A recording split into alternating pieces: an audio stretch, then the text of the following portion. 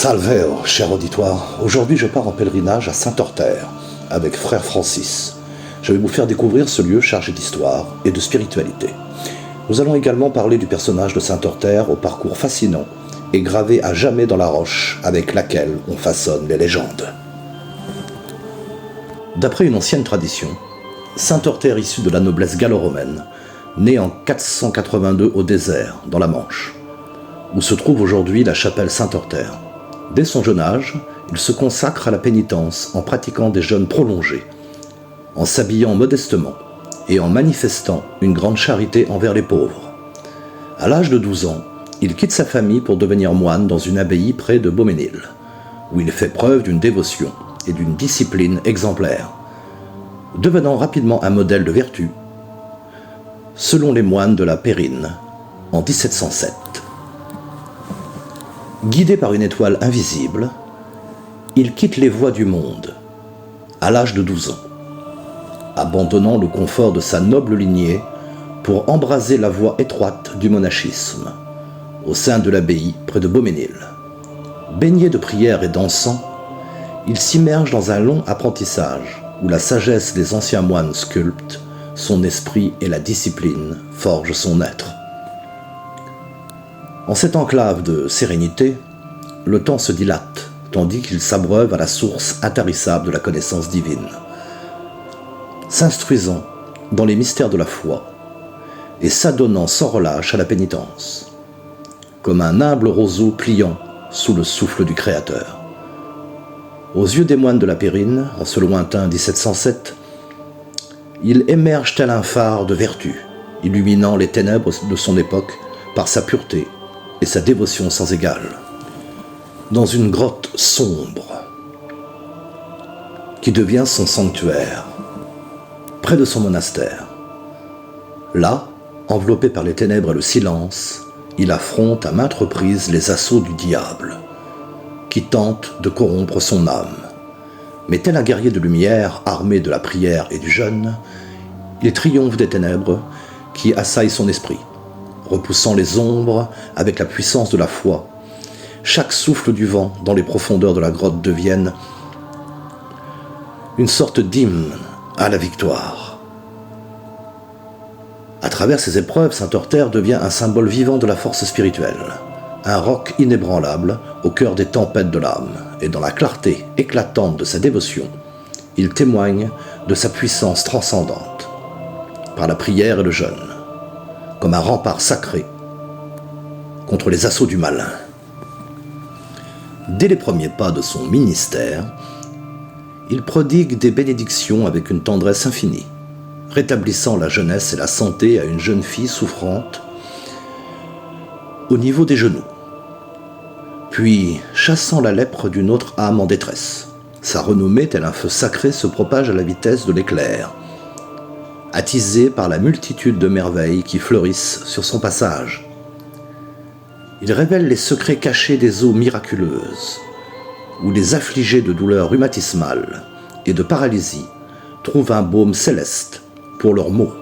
Ainsi, par la grâce de Dieu et la pureté de son être, Saint-Orther devient le flambeau de l'espoir, illuminant les chemins obscurs de la souffrance humaine, avec la lumière réconfortante de la guérison et de la foi. Enseignant, il parcourt une grande partie du bocage. Il se fie des disciples. Les nombreux sanctuaires de nos 3 départements bas normands, où il est invoqué, peuvent fixer bien des points où il est passé. Instruit des mystères de la religion celtique, il sait convertir les druides, ce qui fait de lui à l'époque un grand évangélisateur. Entouré de ses fidèles compagnons, il exhorte une dernière fois ses disciples à persévérer dans la piété et la pratique des vertus célestes. Puis dans la paix de l'espérance éternelle, il quitte ce monde pour rejoindre la communauté des saints, le 15 avril 580, à l'âge de 98 ans, laissant derrière lui un héritage de foi, de charité et de dévotion qui illumine les âges à venir. Le prieuré de Saint-Orther, niché à Saint-Michel-des-Andelns, dans l'Orne, en Normandie, est un lieu saint où résonnent les échos d'une foi ancestrale. 2 chapelles, témoins silencieux du temps qui passe, veillent sur ce sanctuaire béni.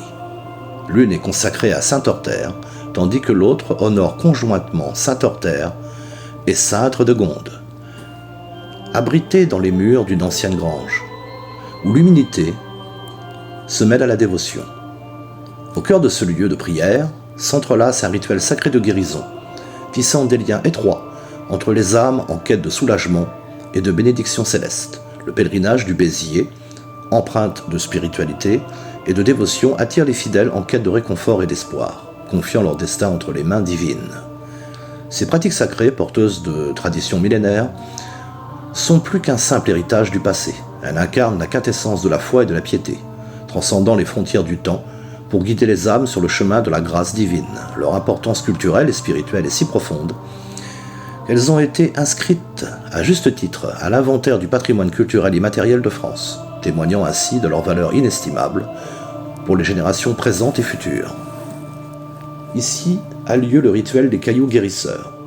Il prend son envol tout en tissant un lien sacré entre les fidèles et les forces divines de guérison.